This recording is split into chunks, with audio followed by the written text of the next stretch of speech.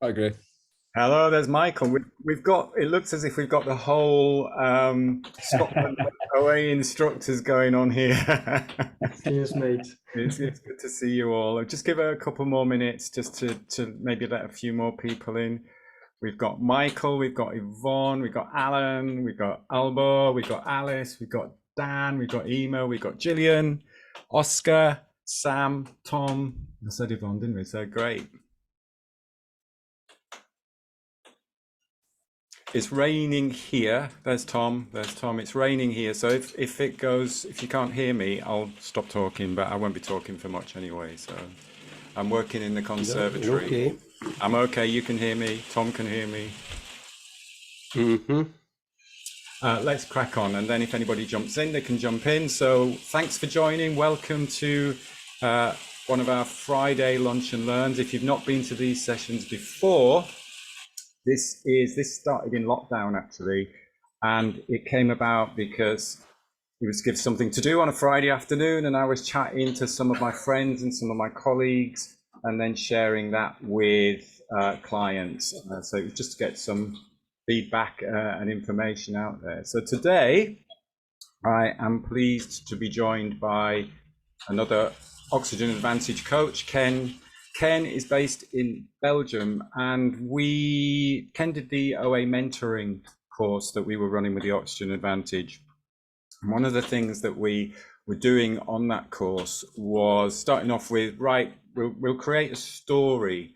And everybody was writing their stories and sent their stories, which was great. And then Ken sent this video, and he's just in this space and he's talking. And I thought, oh, this is really interesting. And then he panned out at the end of the video and he went, and this is the space that I work from, and I built this space. And I was like, oh my God, this is amazing. I want to go and work with this person. So we chatted, just found out a little bit about what he was doing, how he was teaching, and very much similar to all of the stuff hopefully I'm doing, which was really good. Ultra running he's doing, teaching running technique. So what would be good today is very informal chat, and if you have any questions, then please do feel free just to jump in. We're happy for you to jump in and ask questions as we're chatting. You can ask them in the chat. Let me just have a look. Somebody's put some questions in the chat. Oh, no, that's all right. It's just people saying nice to see you again and everything. That's good. Yeah, so you can put questions in the chat. We're a small group, so it's quite nice actually if you just want to unmute and jump in and ask a question as we go along. He teaches pose running, which is interesting. MovNat, which I love. MovNat, all the stuff that they do in MovNat. Ran ultramarathon, so all of those things that we can chat about. So I'll stop talking now and I'll hand you over to Ken. Ken, thanks very much for agreeing to do this. Welcome. Thank you, Gray, and thanks a lot for the invitation. I was very much looking forward to this. Yeah, so like Gray said, whenever you have a question, just jump in, and yeah, very happy to be here with you all. Maybe I'm just reading Gillian's, it's not a question, but she's traveling through Belgium, so she might be passing by you. Have a look outside. Yeah, have a look out, see if you can see Gillian. Maybe we can start off just by your path to training as an Oxygen Advantage instructor, and maybe were you teaching other things first, personal training? Maybe that would be a good starting point to kick off from your journey, your story. All right. Yeah, so a little bit of background. When I was little, I was always quite active, playing outside, climbing trees, all the stuff kids used to do, and hopefully some of them still do today. And also the more classical sports like cycling. I was doing jiu-jitsu, so some martial arts, playing squash. And my first job, actually, when I finished school, was also quite active. I was working in the windmills. So we had to climb up, we had to pull up all the gear and stuff. And I really enjoyed that because there was some technical aspects, but also quite physical. But as the years go by and you always try to improve your situation, in the end, I ended up behind a desk. And yeah, day by day, I was getting a little bit more unhappy. And actually I was just living for the sports outside work. So I was running to work and then just wait till 5 o'clock so I could go home, run home again. So I was reading a lot about the human body, taking some courses, because I always was looking for ways to train better, to enjoy the things that I enjoyed in a better way. And sooner or later, I was in a course like how to start your own business, because I did some personal training courses, some course anatomy, physiology, and all the other things. And at the same time, when I looked around, I see the other people sitting behind their desk, I could see them slowly getting more back pain, more suffering from shoulders. And I was thinking like, this is not the way how it should be. And at that time, that's about like 12, 13 years ago, personal training where I live, it was still a bit considered like elite, like, oh, it's for top sport or for celebrities. But I was like, no, I want to help. Might be able to help one day, like an elite runner or something. But first of all, I want to help just normal people, because there's a need for it, obviously, to make just life a little bit more, more fun. And this has become one of my slogans throughout the year, which is life is what we train for. And from there, it was a very close jump into the running technique, basically. And I can tell you a little bit later about the pose running and so forth. But I was running at the moment. I discovered running and long distance running. And after a few marathons on the street, I discovered trail running. I was like, wow, this is another world. It's like cycling and mountain biking. Because I'm a big fan of nature, and it's a way to explore. It's more than running. It's like going on a little adventure, even if it's just for half an hour, because forest is slightly different when it just rained than when it didn't rain for 3 weeks, for example. So this connection with nature and movement brought me to natural movement. And you mentioned MovNat. MovNat is actually a system, a method to teach these natural movements. And these are all the movements that we do as children that we actually teach ourselves, like running, crawling, jumping, throwing, catching, hanging. All these basic human movements we can break down and then start to build up again. And from there, it's only a small leap to breathing, because breathing is just the foundation of everything. And for many people, it started off with Wim Hof. And I was practicing the breathing for a year or more, very regularly, like maybe, let's say 5 times a week, until I came to a point like, okay, there must be more. There must be more into the world of breathing. And of course, in yoga classes, you get a little bit in touch. In the martial arts, you get a little bit in touch with the breathing. But this set me on a path like, okay, what is there available? So at the time, I already had the studio here, and we invited some holotropic breathing coaches. So we went through that, and all these things were great, but it didn't really give me an answer for the day-to-day breathing. And I could see that lots of people came into these workshops, and one of the questions was always, yeah, but how do I breathe during the day? Because it's okay to lay down on a mat or in your bed or sit on a chair and do these specific breathing methods, but it won't tell me the whole story. So that's how I came to the oxygen advantage. And from there, it answered my question. It answered my question. And this interest in breathing and nature and the human body actually brought me then recently, only about 1 year ago, to freediving, which opened again a whole different world. And okay, we train mostly in a swimming pool, but you can maybe compare it a little bit like if you run on the street barefoot, it also brings you a bit closer to your nature. So if you do these exercises, these breath holds in the swimming pool, I kind of get the same feeling. It's I wouldn't call it a competition, but it's each time a challenge against yourself instead of against others.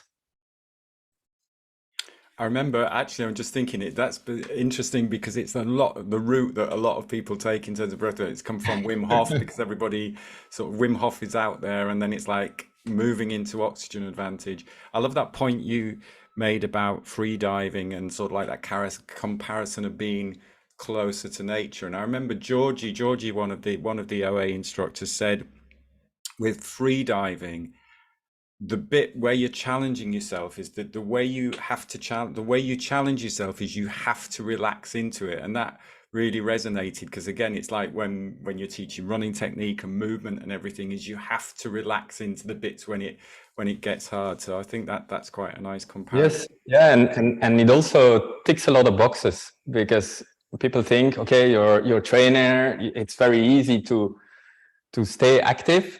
And okay, I move a lot, but when I have a certain goal, like once or twice a year, I want to do an ultra marathon or like another challenge.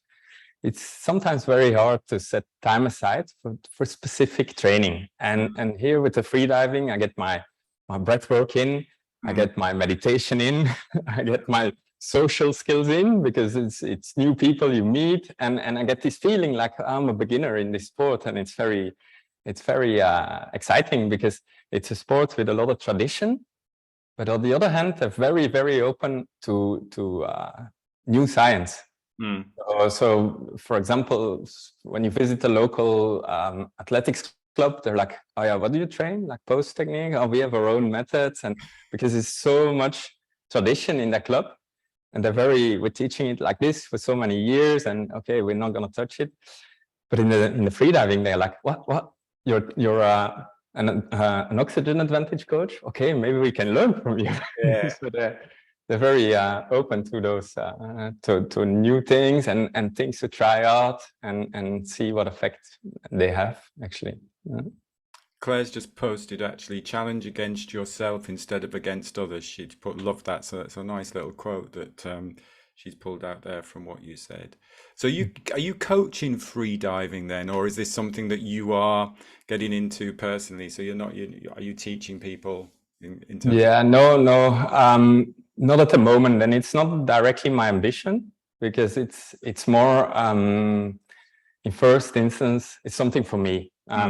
Something that I can I can go there and follow a coach, and just a moment that I don't have to be the coach for a while, and I can just follow along, see how their training principles affect me and so on. So at the moment, I really enjoy just going to the weekly classes and exploring, because it's still it's a year, but it's still a new world for me. Yeah.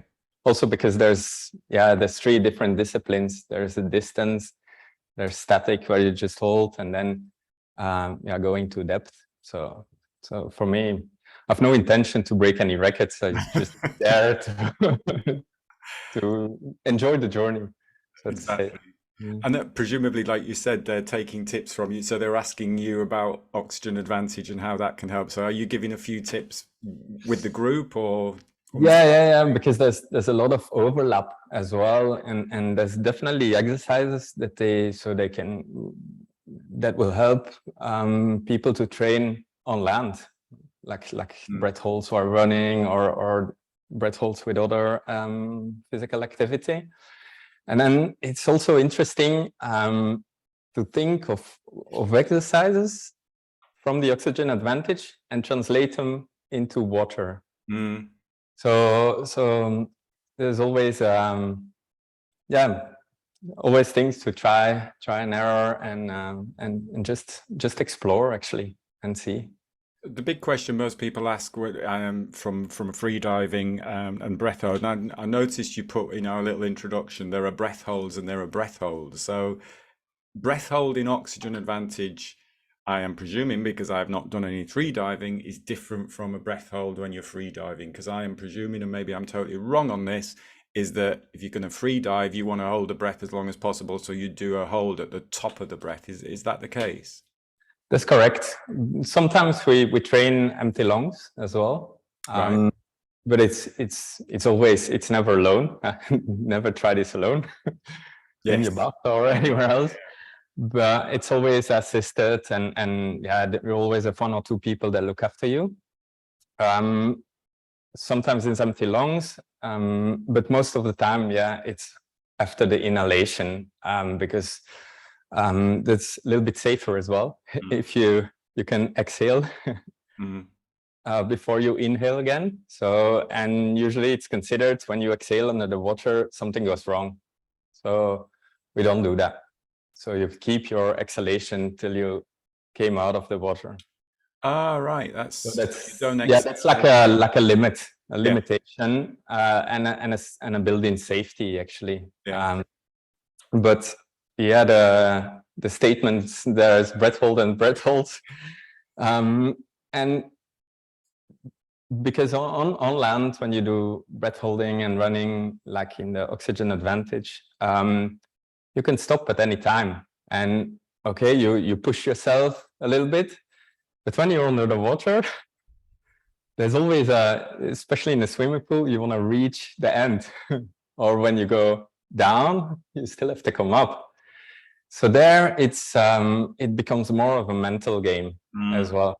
And it's very interesting because you start to recognize different stages as well. Like for example, the longest distance that I swam was 100 meters in a swimming pool. So that means 4 turns in a swimming pool of 25 meters. And actually, the hardest bit is between 1.5 and 3 lengths. And each time you have the turn as well. Yeah, that's true. And I'm rubbish at the turn. So with these long pins, they get stuck, and then you make the turn and you're like, oh no, it was so much energy, but you have to let it go. You have to let it go.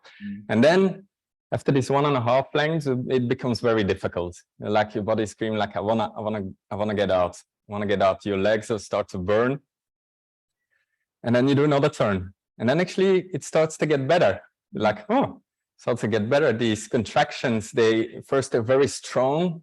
And then they get a little bit faster, but softer. But then you come into this weird, am I still awake? Am I not awake? What is happening to me? And then it's time to stop.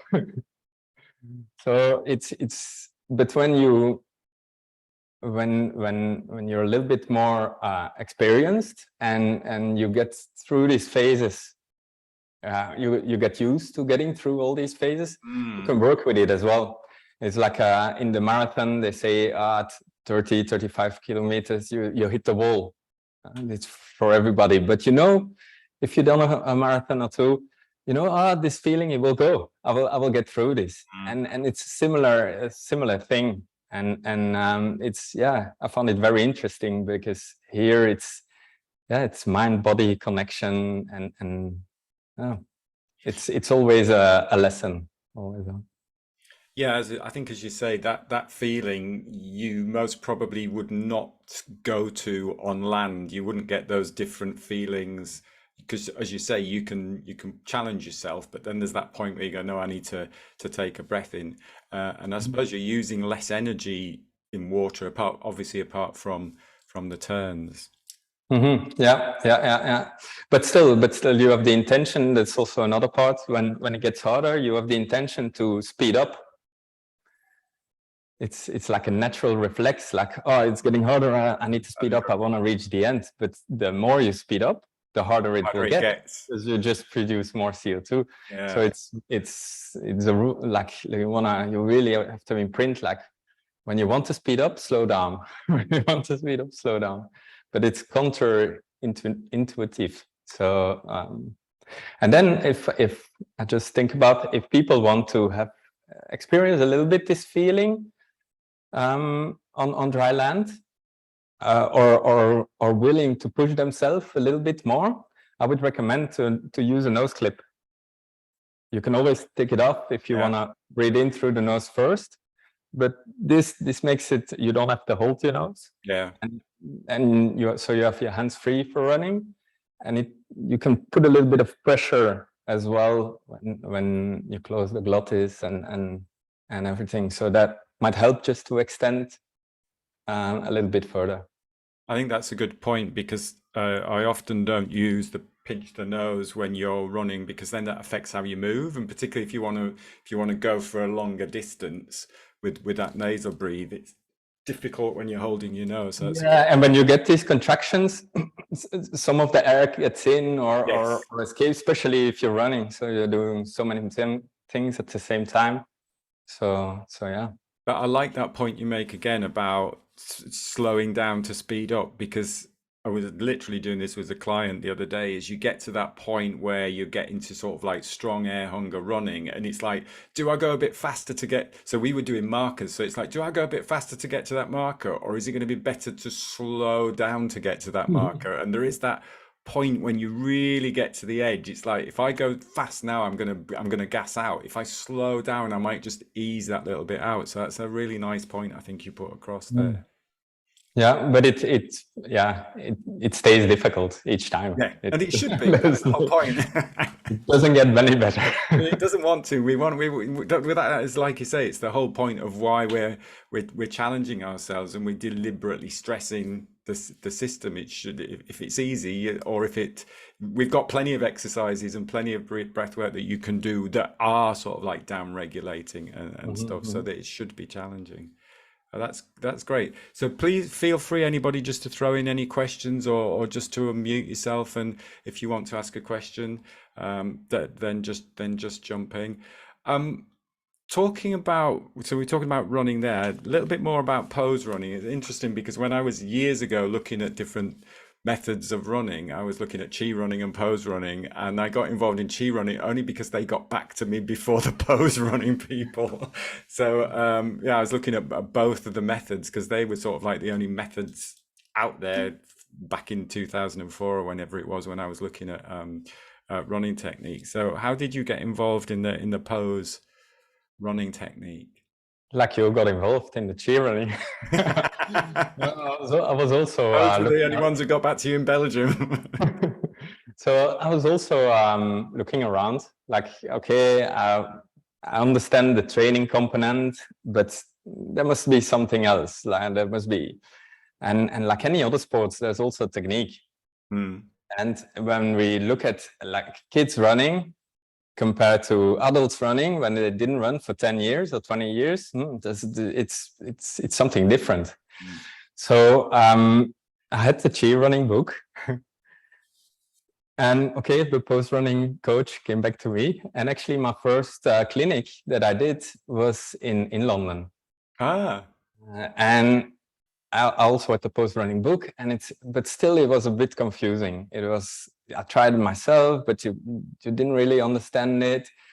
Start to fall into place a little bit with the workshop, and then when I did the training, I was like, yeah, that's it.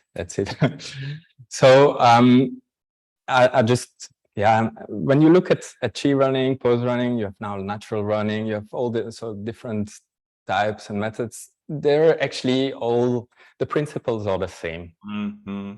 It's about limiting overstriding. It's about lifting up your cadence, alignment, and it's actually working with gravity and your center of gravity. And all those things, yeah, just resonated with me, because it's not something, we just invented this and we're gonna do this. It's something that dates back, and it's just, yeah, physics and laws of nature. Like it's the origins of movement, support and center of mass, and when they move away from each other, there's movement. And then it's okay, like, what do we do next? How do we transition from one phase to the other? And for me, pose method had a clear answer to that, and specific exercises that we could do. And throughout the years, okay, I have my own experiences. I followed different courses. I'm still waiting for my first chi running course. But yeah, other trainers that I followed, and actually it started to make sense, and building the blocks, and yeah, I could see the results in my clients, and therefore, okay, what I was doing made sense, and I could help them. That was the reason.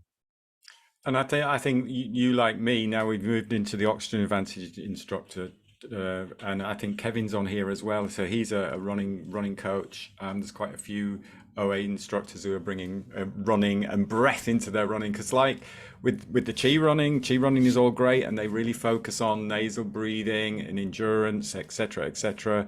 But it isn't sort of like one of the key elements, or I'm not teaching it now, so maybe they've changed things. But the key thing was like, you've got to focus on breath first. How can you think of movement and running and effort and everything and running economy without actually focusing on the breath first? And I see you're developing the program, the Silent Runner, which I think is a really good name. How is that working? Yeah, and when we had our chat recently, you mentioned you were doing something similar. So we both had the same idea. So there must be definitely a place for it. There's a space for it. So there, I'm bringing the two together. So like you mentioned, one cannot go without the other. Breathing is the foundation of all movement and of our existence. So in the running, I take some concepts from the pose, from other courses that I did, and from my own experience working with clients. So we have the landing and the cadence. Yeah? In the landing, we're gonna look at, okay, what is the time on the ground? What is the do we overstride, and what can we do about it? Cadence, we just want to make use of this elastic recoil of our body and our tendons. Then we have the propulsion and fall, like how we're gonna move forward. Like I mentioned, with our support and our center of mass and gravity, how can all these elements work together in a nice way, in a fluent motion? Then there's a recovery of the trail leg. So often people, the leg is just there behind, or they're kicking it forward, and these all things that actually slow you down and cost energy. So how can we recover that leg in an efficient way? And I found that the hours of sitting on a chair also influence the way we move, and especially the way we do that recovery of that leg. We touch upon the cross connection between the upper body and the lower body, because it's a contralateral movement. And also there, people tend to get a little bit stuck in the upper back, so or the coordination is not there. So we briefly touch upon these points as well. And then in the breathing, it's okay. First, day-to-day breathing. We just go back to the beginning with the breathe light, deep and slow, and then we're gonna start to build. And there's a few oxygen advantage adaptations, actually exercises that I offer. I also like to let people experience. Okay, if we're, for example, on a running track, I tell them, now try to run a lap with the mouth open, only mouth breathing, just experience. And then we do nose in, mouth out, and they go like, this is much better. Okay, then let's try mouth in, nose out. And then they go like, what? And then for the last one, I offer the chance, they don't have to do it, to tape the mouth and just breathe through the nose, or to take just a sip of water, up and run. And then at the end, you have to spit it out, and I'll measure to see if it's all there still. Oh, that's good. Lovely. So yeah, in breathwork, it's about, we talk about the preparation, how can you calm the body and mind, also about what is the breathing strategy for training, for racing, and then the recovery. So like to include all those elements, and I'm still honing the workshop. This month it will be the second time that I will teach it. So yeah, every time you teach it, it got a little bit compacter and better. But I'm also setting up a digital course where I just talk over the presentation, and actually I offer this one workshop that we recorded So you can actually follow the workshop from your sofa as well. Oh, that's brilliant. And do the exercises. Do So you, that's, sorry? sorry, Yeah. I interrupted you. Carry on. No, that's not online yet, but that's to come in the next couple of weeks. Excellent. Do you use breath holds in any of the warm-ups and things, or in the running course? Yeah. So in the preparation, we go more into the tempo breathing and so on. But then, of course, we do some warm-up breath holds before we go into the stronger work. Yeah, for sure. Excellent. MovNat, how was pose first, or did you do MovNat first, or what was sort of like your first training? It was kind of similar at the same time.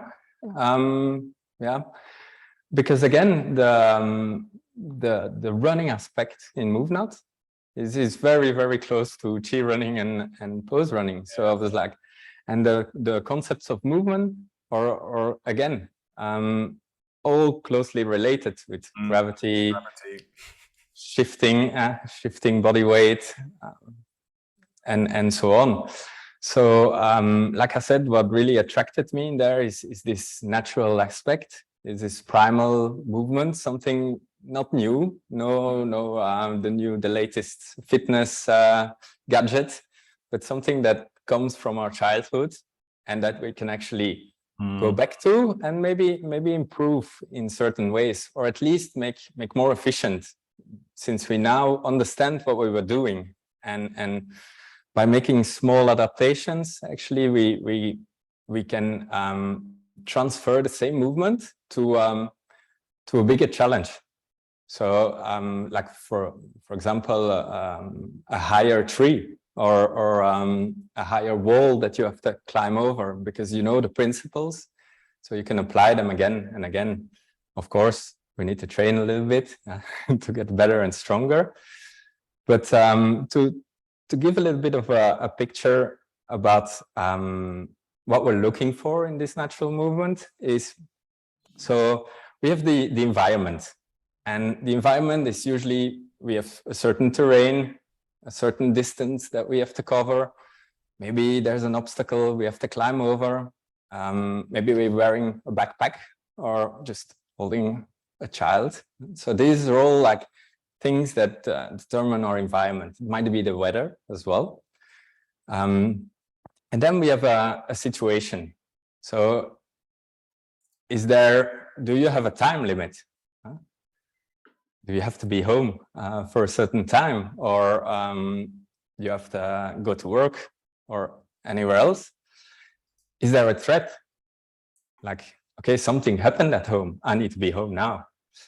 You will react in a different way than when you just on a Sunday afternoon go out for a stroll. And then is there, of course, the physical and mental state, because when you have a little bit of a cold coming up, or your body is sore from a workout or a training session or something, you will also move and react in a slightly different way. Or if you have again, back to the threat, if something happened and you don't know exactly what, it will also have an outcome in the way you approach things. So when these two meet, we have the context in what we can operate. And there in the context, okay, there's our experience, but also the conditioning aspect. So the better, the stronger we are, the better endurance we have, we'll obviously perform a little bit better. But then you also have the skills, and the skills is often forgotten, because nowadays, okay, I need to move more. Let's go to the gym, lift some weights, go on the bike, do some running, swimming. This is all good, and I support that. But the skills is often forgotten. Like, can you get off the ground with a weight? Maybe you can pull yourself up maybe 5 times, but can you get on top of the bar in an efficient way that doesn't cost too much energy? And so on and so on.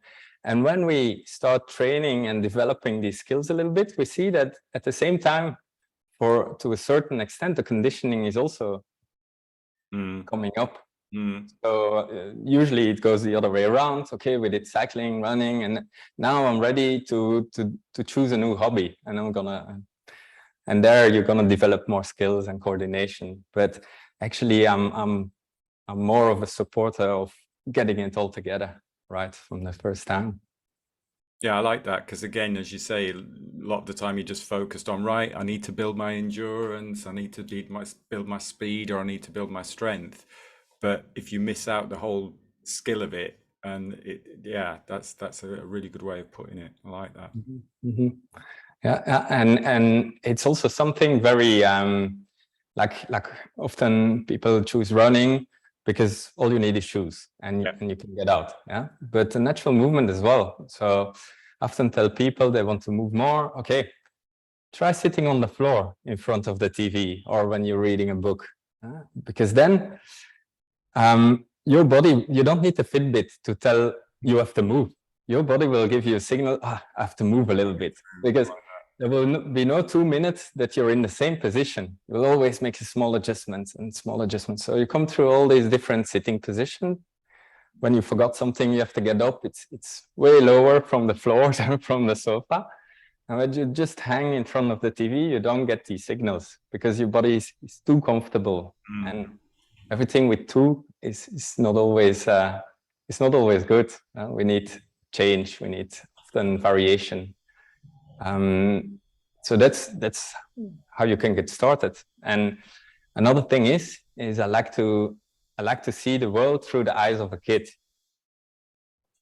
So when you walk around with kids on the pavement, it takes ages before you get somewhere, because they see a little ball, they jump off, they're like, they're this, they're pulling that and stuff like that. So, okay, maybe it's sometimes a little bit too extreme when you see an adult doing the same things, but it's the same principle. Like, look for opportunities. There's lots of things around. Like for example, there's almost no opportunity to hang as an adult, and still it's just brings this nice feeling to your shoulders. So when you walk through the door frame, you can just hang a little bit on without pulling it off, of course, but there's small things that actually will, over time, they'll contribute to just a more general feeling of strength and well-being. I reckon it's quite fun going shopping with you then, with hanging from freezers and things. But it's such a good point you make, because we just tend to, as you get older, as you get adults, you're just going from A to B and you're not noticing stuff, and it just taking your time just to notice stuff. And as you say, just things you can explore and things you can do. I always love the fact that when it's raining, all the kids are jumping in puddles, and all the adults, some of the adults are letting them jump in puddles or letting them climb on the trees, and others go, no, don't do that, you're going to get wet. And it's just like, just jump in the puddles. It's a really it's still fun. It's all about having fun, and like you say, that being what was that quote you made at the beginning? Make life a little bit more fun. I think that's sort of like the overriding point that you're putting across there. I love it. A little bit about again, anybody got any questions, please do feel free to jump in. There's loads of great stuff here, so I appreciate all the information that you're giving us, Ken. Oh, somebody's just joining. Oh, it's Alan, he's just jumping in there. I've got a question. Oh, here's Kevin. Yes. I'd like to ask, so I'm curious, Ken, what percentage of runners that you work with are people who are running for general well-being and fitness, and runners who are really interested in more structured road running, so marathon distance and down, and they're kind of curious club runners, if you like. I'm asking because they're the kind of people that I work with myself, and I'm interested in the MovNat relationship, and so not in terms of specific numbers, but kind of what percentage of people do you work with that are those more road runner based competitive runners? Well, probably about half. So there's few groups of people. Of course, you have the exceptions as well. But first of all, there's people that didn't run for a long time and they just want to get started. And they're a bit older and they realize, okay, I want to get started, but this time I want to do it in a proper way, or I need some help. So they don't really think about marathon yet. And then there's the second group is they're running for a while and they see that, okay, I'm going to set a goal. And mostly they try to become a little bit faster. Longer is often not a problem, or they got injured and they come back and they get injured again. And it's usually these types of runners that that I'm helping them, that like you were talking about. And actually when we film them and we see, okay, why are you not running any faster, is usually because of this overstriding. Yeah? Because they're gonna try more, they're gonna actually push more, and instead of going forward, they're gonna push a little bit up, and this leads to the overstriding, and they're holding themselves back. So that's one of the big factors, actually, that after years and years of trying to run faster, that they only won a few, like half a kilometer an hour or something. And then usually with 1 or 2 sessions, we can point out what the problem is, and then of course it's on them to integrate it and to practice. But yeah, does this? Yeah, with those guys, I mean, I'm not saying you could easily put your finger on this, because it could be quite, I think it's a bit like the breath. I think that the breath really does help running, but it's impossible to quantify exactly how much of a benefit it gives. And if anyone says that they know, I'd say you're lying. You don't. It's like, it's great, but it's all part of, if your diet's good, your sleep's good, your technique's right, your training program's right, it's an important part of it.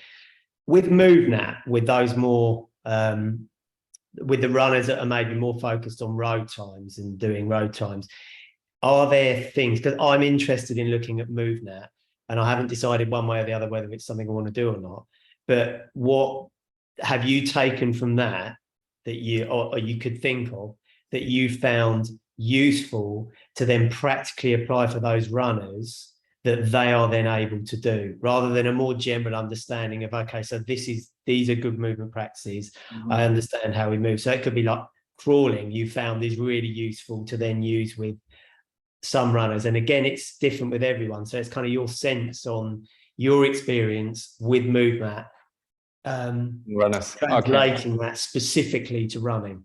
I see. Well, it's a tricky one, because there's definitely a lot there, but in my experience with people that run, they just run. They're okay, I only have half an hour today, I'm not gonna warm up, I'm just gonna run. Not gonna stretch, because it eats away of my running. So of course there's a lot of things, there's mobility, stability, there's strength, there's so many components that will actually build the runner, or that are important in running. And there's definitely aspects in MovNat actually to practice and to open the body in a practical way. So to say you're not gonna get more mobile just by doing MovNat, but if you work on your mobility and do MovNat, it might stick for longer, because you use these new ranges, and you get stronger in these new ranges. So for there's definitely components, because you train balance, you train you train lifting, you train jumping. So there's components that transfer over to running, but I wouldn't say like, oh, you're a running coach, you should do this MovNat, because it's going to be a tremendous help. Because one, people have to be open for it. Two, there's running, and then there's breathing, and then there's mobility for running, stability for running. So there's probably things you want to address first, small things, because they're always limited in time and in motivation to do other things.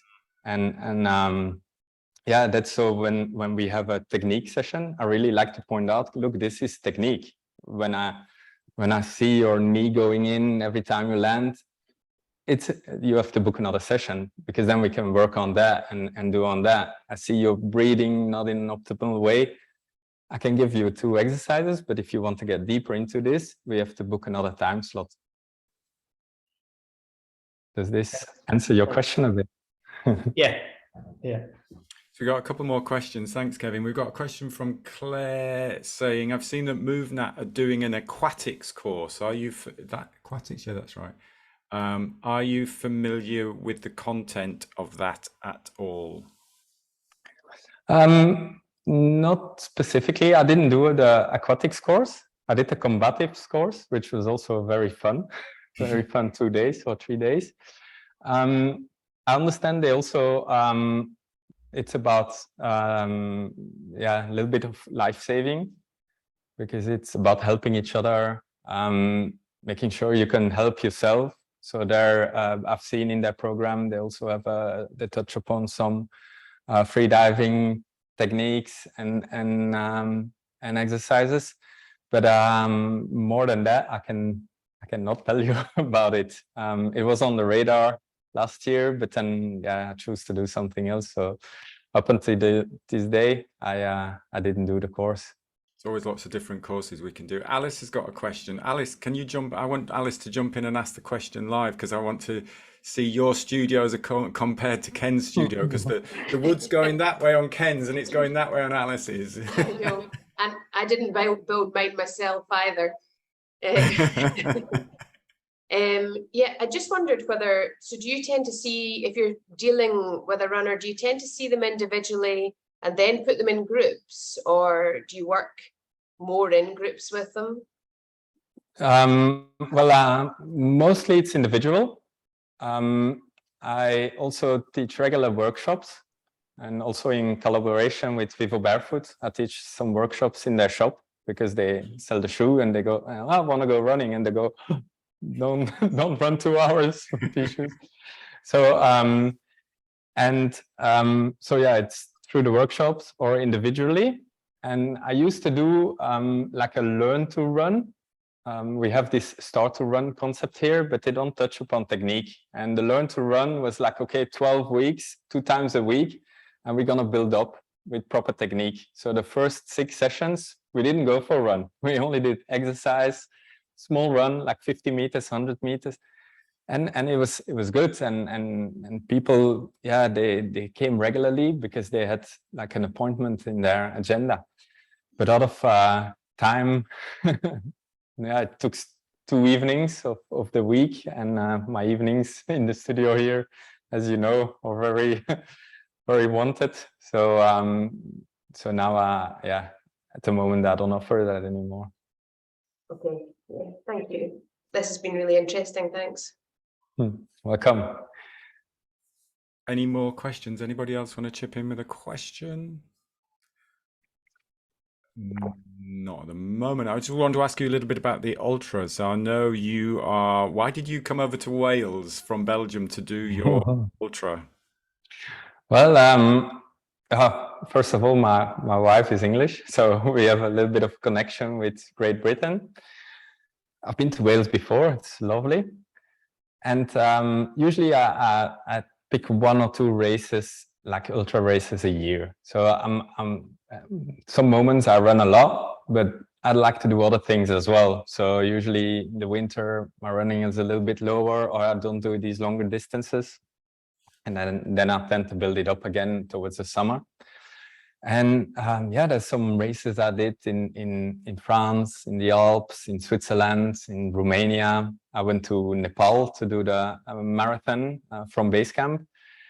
And since COVID, I didn't do race. We set ourselves some challenges, like running the Belgian coast, or taking the train somewhere, running through the night and taking another train.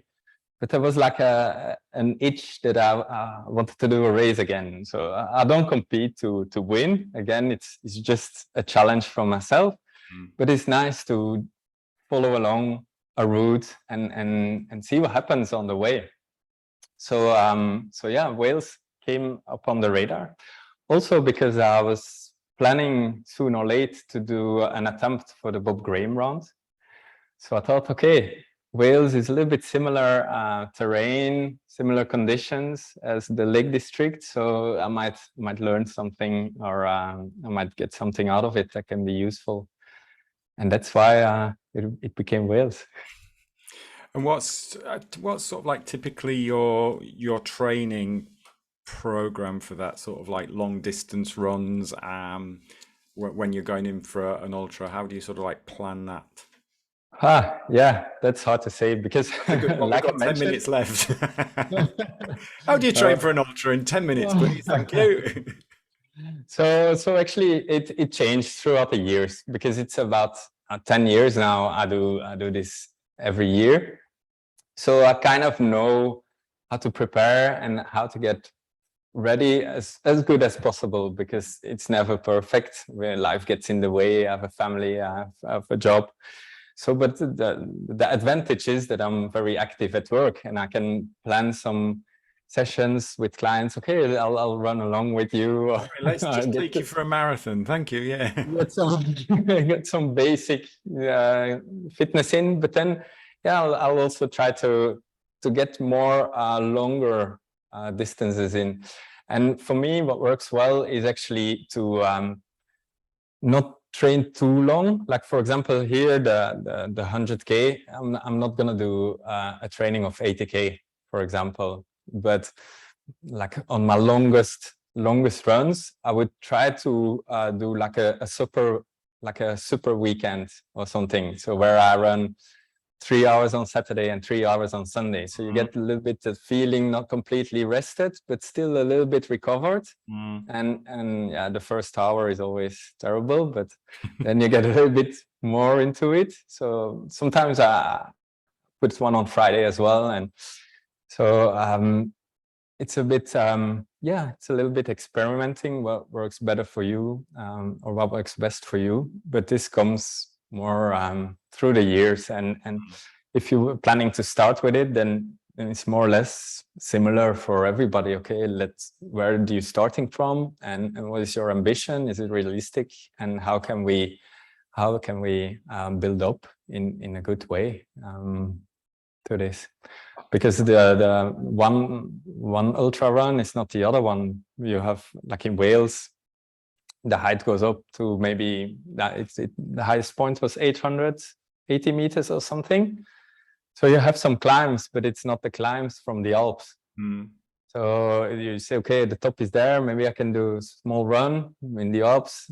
I can't see the top, so I'll better be walking. You don't know what's coming. So there's different, a little bit different training as well. For the altitude, maybe in warmer conditions. In Wales, it was extremely wet for this warm summer. So it's all factors that you can predict a little bit, but still you have to be ready to face them. Oscar has got a question, actually. A question to long distance runners above 50. I'm presuming you mean 50K or 50 miles. I'm presuming 50K. You are advised to reduce the running training intensity in order to protect your joints. So you're advised to reduce the running training intensity in order to protect your joints. What are your thoughts about that? Well, when you hear running intensity, it can be two things. It can be fast running or long running.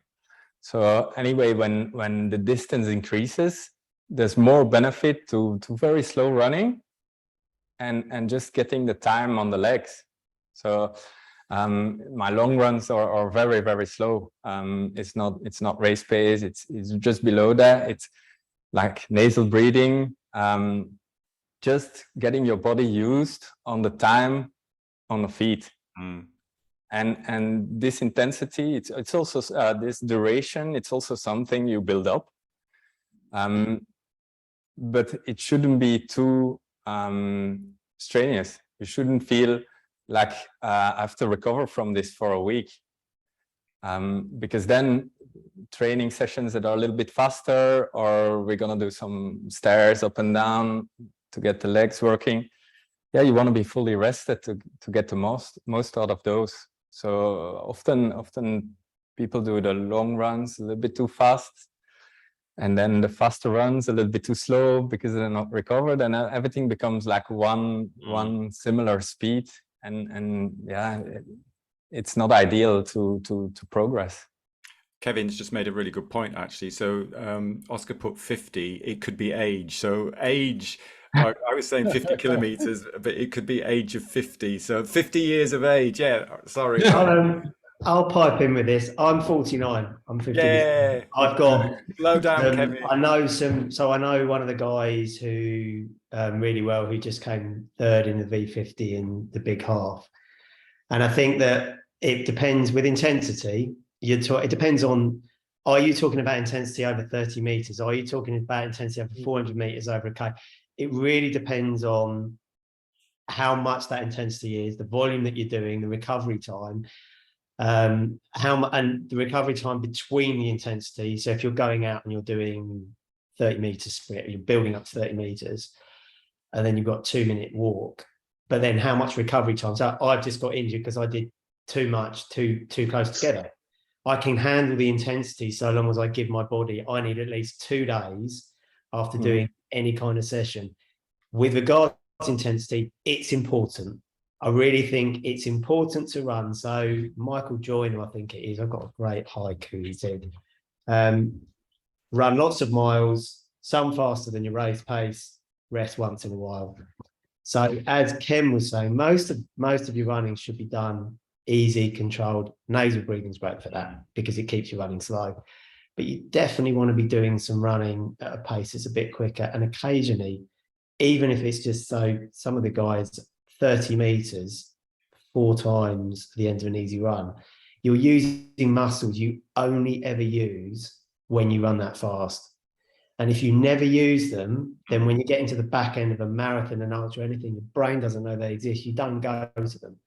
So actually doing 4 to 6 strides where you accelerate out to full acceleration up a hill is better than on the flat because you mechanically, it's less load and it's safer.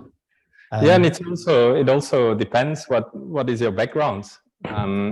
Is this the first time, second time you do this, or do you have like a history of regular running and then genetic makeup? How does your body recover from such a intensity? And so also when I start to work with people, it takes a while to get to know them and see how they respond to certain types of training and so on.